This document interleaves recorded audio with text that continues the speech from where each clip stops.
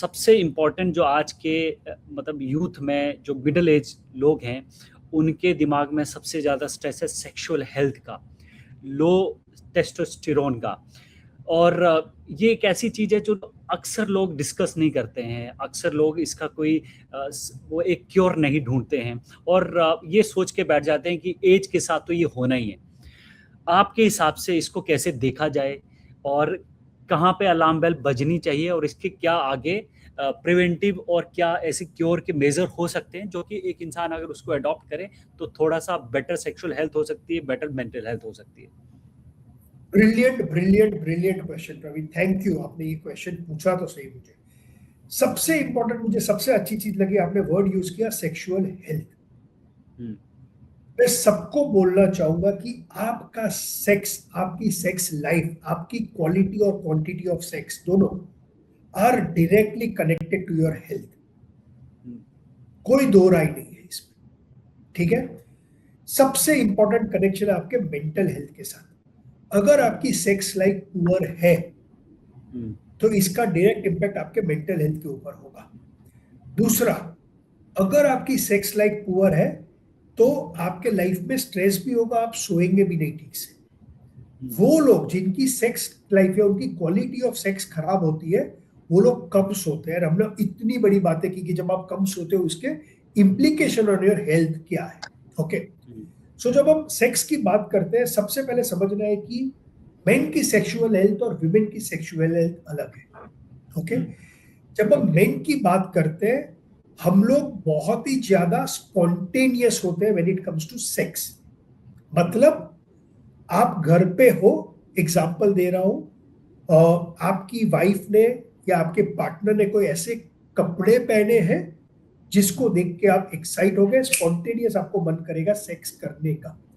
या आपने आप आ रहे थे, सडनली मूड बन गया, आप गाना सुन रहे थे। तो हम लोग men are more spontaneous, women are more responsive.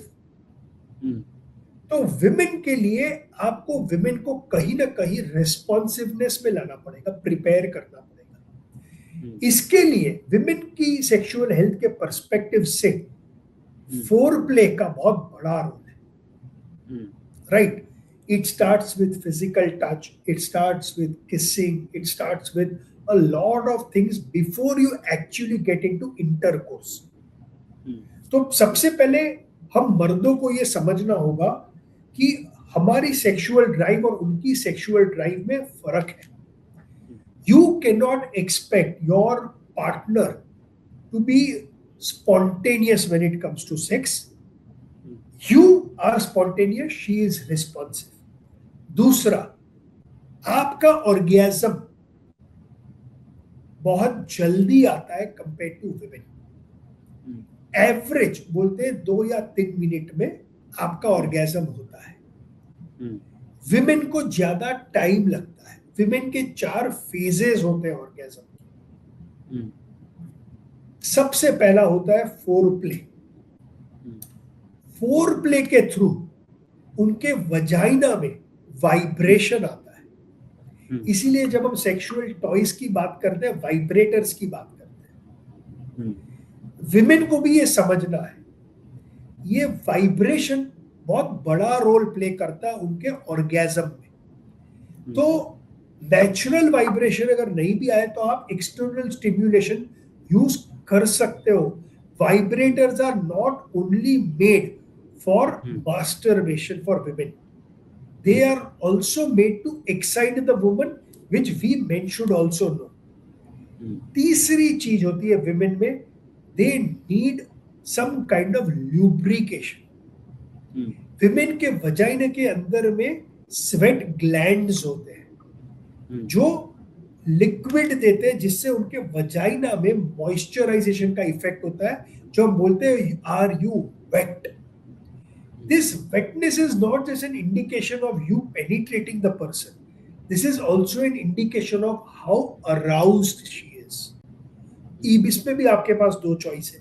अगर आपने एक्सटेंडेड फोरप्ले किया तो वाइब्रेशन भी मिलेगा और आपको वेटनेस भी मिलेगी। अगर नहीं किया तो आप आज आजकल मार्केट में बहुत सारे आपको क्रीम्स वगैरह मिलते हैं जो आप यूज कर सकते हो to get the woman wet, and many day women भी कर सकते हैं। इसके बाद जब आप पेनिट्रेट करते हो तो वुमेन का चांस है ऑर्गेनिज्म का 90% women don't reach orgasm in penetrative sex. 90% men reach orgasm in penetrative sex. कितना बड़ा डिफरेंस है। मैं बोलता हूं ये दोनों की इक्वल रिस्पॉन्सिबिलिटी है, राइट? ये हो गई पहली बात। दूसरी बात, मेन में एक बहुत बड़ा प्रॉब्लम है जिसको मैं बोलता हूं इधर इरेक्टाइल डिसफंक्शन या premature ejaculation. Okay, erectile dysfunction अगर आपको है, इसका मतलब ये है कि समटाइम्स आप अपना पीनिस को खड़ा तो कर पा रहे हो लेकिन इसको सस्टेन नहीं कर पा रहे हो, तो ये चुक जाता है, बिकॉज ऑफ विच आप पेनिट्रेट नहीं कर पा रहे, राइट? इसके दो कारण हो सकते हैं। एक फिजिकल कारण हो सकता है क्योंकि ये आपके पीनिस को खड़े होने के लिए ब्लड फ्लो की जरूरत पड़ती है, नाइट्रिक ऑक्साइड की जरूरत पड़ती है। अगर आप बहुत स्ट्रेस में हो तो नाइट्रिक ऑक्साइड नहीं आएगा, आपका पीनिस खड़ा नहीं होगा। तो एक फिजिकल इम्प्लीकेशन है, दूसरा साइकोलॉजिकल है। अब ये बहुत इंटरेस्टिंग है। अगर आपको इरेक्टाइल डिसफंक्शन है ना और आप सेक्स करने की ट्राई कर रहे हो लेकिन पेनिट्रेट नहीं कर पा रहे हो, तो नेक्स्ट टाइम जब आप सेक्स करने चाहते हो तो ये आपके माइंड में रहता है, अरे आज भी अगर मैं परफॉर्म नहीं कर पाया तो, इसको हम परफॉर्मेंस एंजाइटी भी बोलते हैं। तो दूसरा है साइकोलॉजिकल, आपका मैकेनिज्म काम कर रहा है लेकिन साइकोलॉजिकल आपको लग रहा है मैं परफॉर्म नहीं कर पाऊंगा, इसलिए आपका ये नहीं हो पा रहा है, इरेक्शन नहीं हो पा रहा है। सिंपल है, दो चीज कर सकते हो आप, या तो कोई सेक्सोलॉजिस्ट को मिल लीजिए या यूरोलॉजिस्ट को मिल लीजिए, वो आपको तरीके बताएगा। दूसरा यार बहुत सिंपल है, आज मार्केट में इतनी दवाइयां आती है इसको करेक्ट करने के लिए, बहुत सेफ है। अगर आपने वायग्रा है या पेनेग्रा यूज कर ली, यार आपको कोई टेंशन लेने की जरूरत नहीं, ये इसको इमीडिएटली करेक्ट कर लेगा। दूसरा रोल होता है प्रीमेच्योर इजैक्यूलेशन का, ये दूसरा बड़ा प्रॉब्लम है मेन में। इसके पीछे बहुत very surprisingly premature ejaculation is today seen more in the youth than it is seen in people at my age. And the reason is access to porn. Okay. इसके दो वजह होती है। जब आप बहुत ज्यादा porn देखते हो, आपके माइंड में एक सेक्सुअल एक्सपीरियंस ऑलरेडी बिल्डअप हो रहा है। आपने धुरंधर पिक्चर देखी, राइट? आपको भी पता है कोई रणवीर सिंह की तरह रियल लाइफ में तो फाइट नहीं कर सकते, लेकिन जब हम पॉर्न देखते हैं हम ये नहीं समझते। जब हम पॉर्न देखते हैं हमको लगता है दिस इज रियल सेक्स।